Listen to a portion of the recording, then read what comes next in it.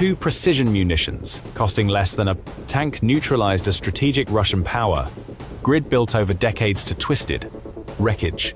At 22:18 hours, deep inside a HIMARS launcher near the contested border, three of my operators held their breath.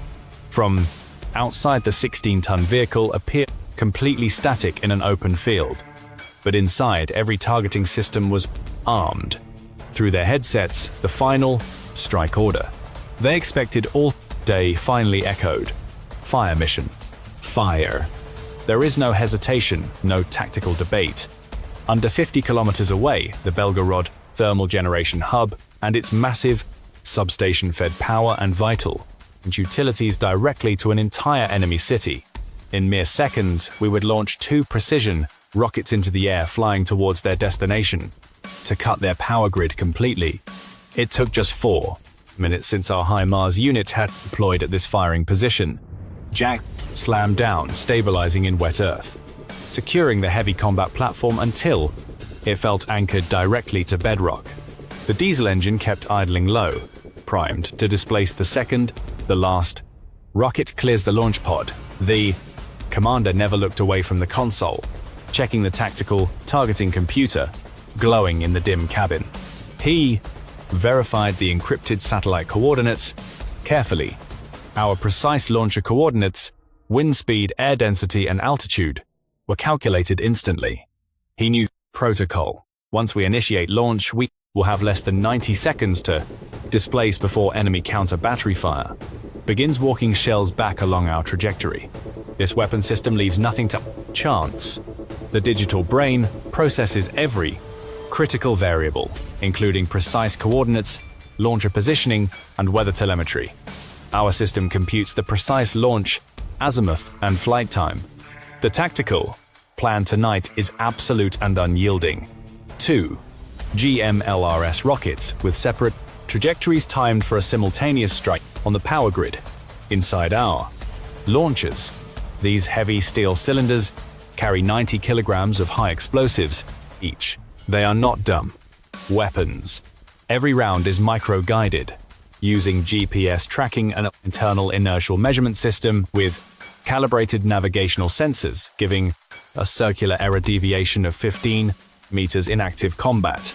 If signals are jammed or if they fade, onboard systems still track every tiny vibration, every slight tilt, every physical drift, pulling the missile back to its target like an unseen hand. For my crew, the entire machine-driven process is reduced to a simple act.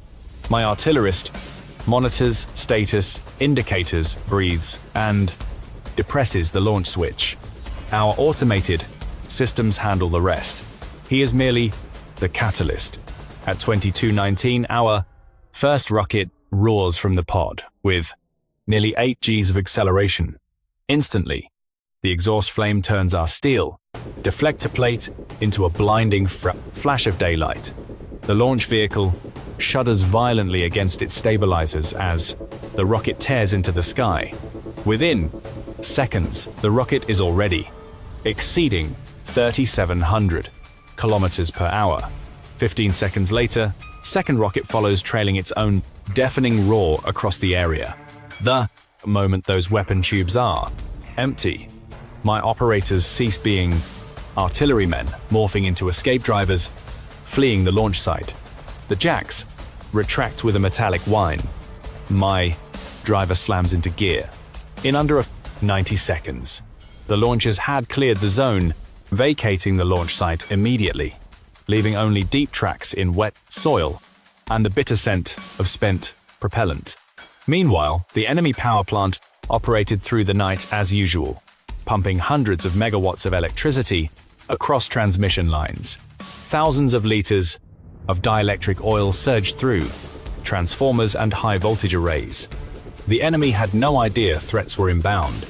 A pair of guided rockets was inbound, arcing upward like pillars of fire, as ascending their guidance systems remained fully operational.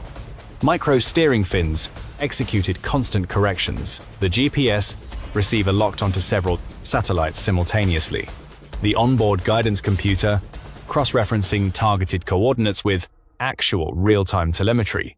The lead missile surged to 14 kilometers. At that altitude, high above ground-level clutter, the GPS signals were incredibly strong. Every single second, the weapon mapped its location against satellite data, measuring it against the designated flight path, correcting course instantly to stay true. But reliance wasn't solely on GPS. Inside a reinforced nose cone, the internal tracking unit survived violent vibration and acceleration, tracking angular velocities and linear shifts, calculating every micro deviation the flight was subjected to. Even if the enemy saturated the sky with heavy jamming, our weapon had already mapped its own trajectory. It knew precisely its degree of pitch roll, and you're automatically correcting course. These munitions do not fly in simple, straight lines like bullets. Their paths are mathematically mapped to exploit the surrounding landscape using tactical terrain masking. Where the geography permits, they skim low, hugging the Earth's contours using hills, ridgelines, and natural elevation as radar-blocking shields against radar. The first threat approached from the northwest, the second from the northeast. A split-vector tactic designed to force Russian air defenses to divide their attention. Flying over 3,700 kilometers hourly, the tactical window measured not in minutes but in heartbeats. At 22:19, Russian early warning radar finally picked up the threat. The 66th Air Defense Regiment held responsibility for the sector. Its network deployed a potent S-400 radar 15 kilometers from the plant. That system scanned out past 400 kilometers. It saw two fast-moving profiles closing fast from the Ukrainian side. Yet detection never guarantees an end of two. Intercept. The GMLRS rockets had been engineered with a low radar cross-section, not like stealth aircraft, but more like a large bird on a scope. They flew low, slipping in and out of ground clutter. S-400 sensors would catch a glimpse, lose track, reacquire them, and each time they vanished, the fire control computers had to recalculate their flight path. Every second of delay meant another kilometer gained by those rockets. On green, phosphor screens inside the command vehicle. The traces blinked like ghosts, appearing, fading, appearing again. The software struggled to build a continuous track. By the time it secured a lock, the incoming warheads were already dangerously close to the target. With barely 30 seconds remaining before impact the site, air defenders played their final card. Two 48 N6 interceptors launched from their rails, each carrying a 65-kilogram fragmentation warhead designed to detonate near the threat and shred it with high-velocity debris. On paper, these interceptors could fly at Mach 6 over 7,000 kilometers hourly, engaging multiple targets simultaneously. In real combat, they faced a fatal math problem against threats like cruise missiles or tactical aircraft. The system demands at least 60 seconds of tracking telemetry to calculate a high-probability intercept solution. Tonight, operators had barely 45 seconds. It was like facing a final math exam, ordered to solve it in half the time, with the clock already ticking down. As the 48 N6s accelerated, the GMLRS rockets entered terminal phase. They did not simply dive, they began executing rapid, evasive maneuvers, micro-adjustments every 80 fraction of a second. Their trajectory became a jagged line instead of a clean arc, shifting constantly, just enough to ruin the S-400's predictions. The defensive interceptors passed within 200 meters their targets. To an observer, that seems close, but to a guidance computer tracking an object moving at over 1,000 meters per second, it was a miss. The double-axis tactic compounded the issue. One rocket from the northwest, another from the northeast. The system had to split its tracking resources, shift radar sectors, share vital processing power, losing DAS power, operational efficiency. This is classic saturation through complexity, not sheer in numbers, but by overloading the system beyond what its timeline permitted. With less than 20 seconds remaining, it was the turn of the final defensive screen around Belgorod. 2 Panzer S-1 systems swung their search radars toward the facility, then elevated their weapon turrets. These platforms were designed specifically for threats like these: drones, cruise missiles, fast, low-altitude rockets.